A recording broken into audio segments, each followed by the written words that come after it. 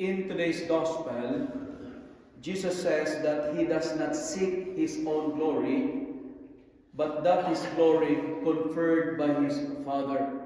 And the gospel says, and I quote, "If I glorify myself, my glory is nothing." The first point that I would like to share with you this morning, my dear friends, is this.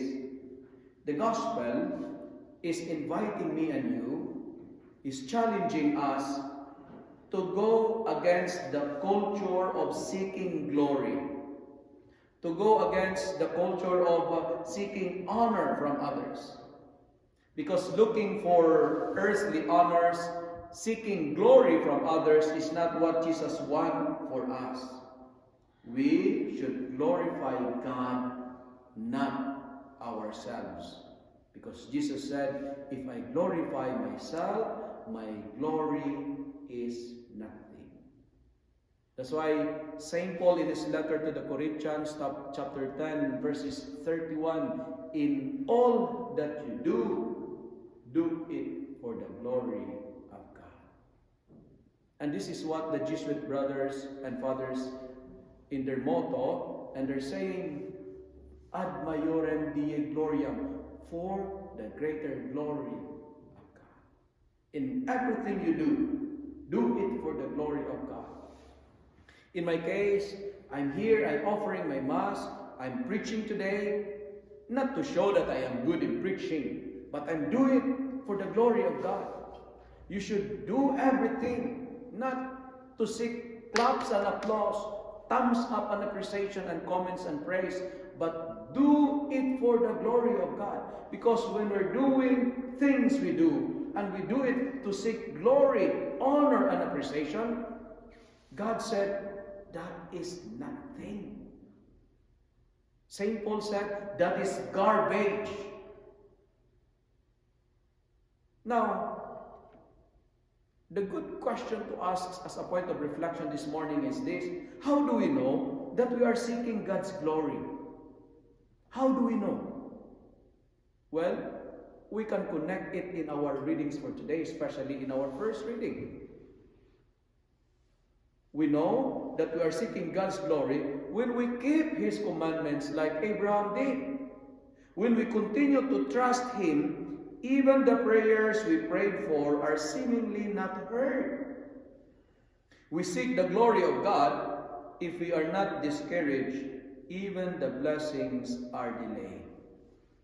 Abraham, here before he became Abraham, his name was Abram. Abram was 99 years old when he received the blessings from God. You know, this is my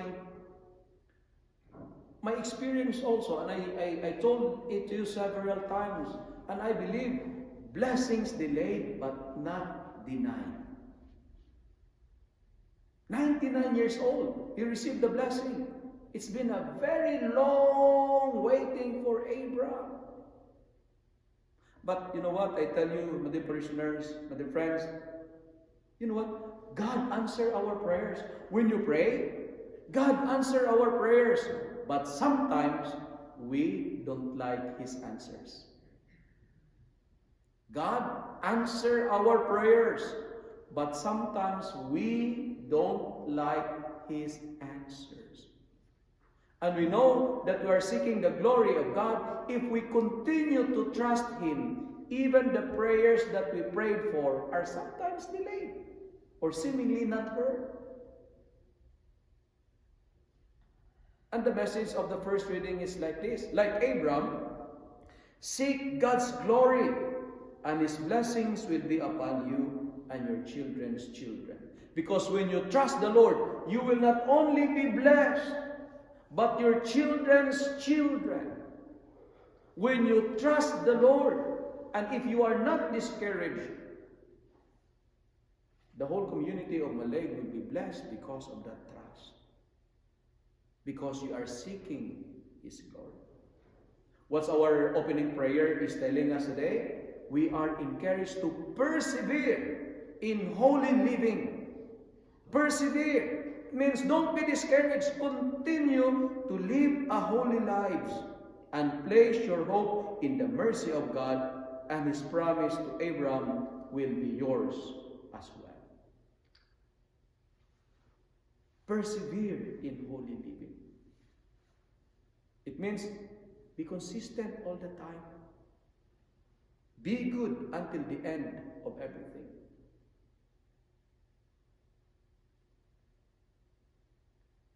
Why?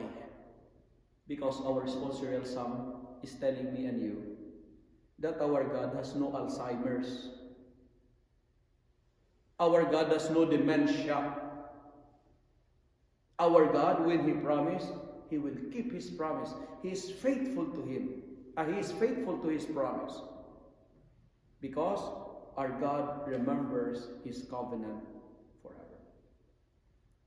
When God will promise it, He will do it. He will keep it.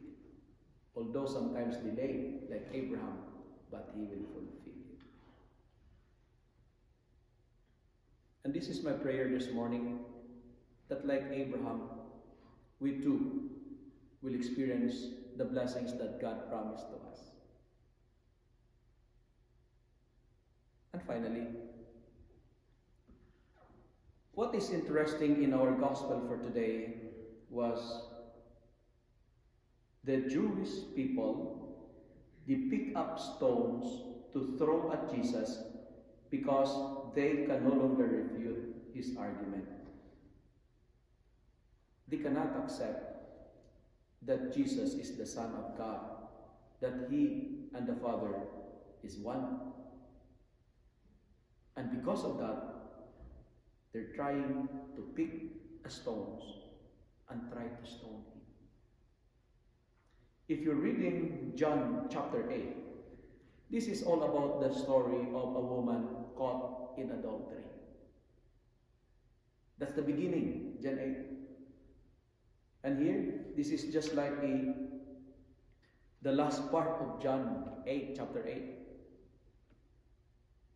And Jesus defended the woman. Anyone of you who does not sin, be the first one to cast the stone. That's why they're throwing the stones. But at the end of the chapter 8, they're picking up again the stones. And instead of stoning the woman caught in adultery, they're trying to stone Jesus. And I love what Jesus did. Jesus hid Himself and went out the temple area.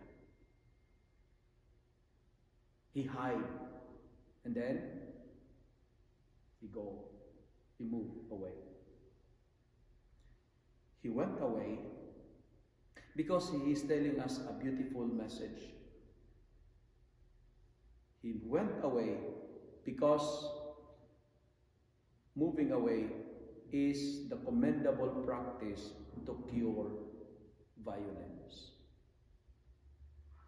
Returning violence for violence multiply series of violence. And nothing good ever comes out of violence.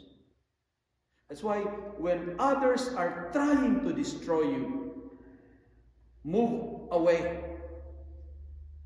When someone are trying to stone you, hide.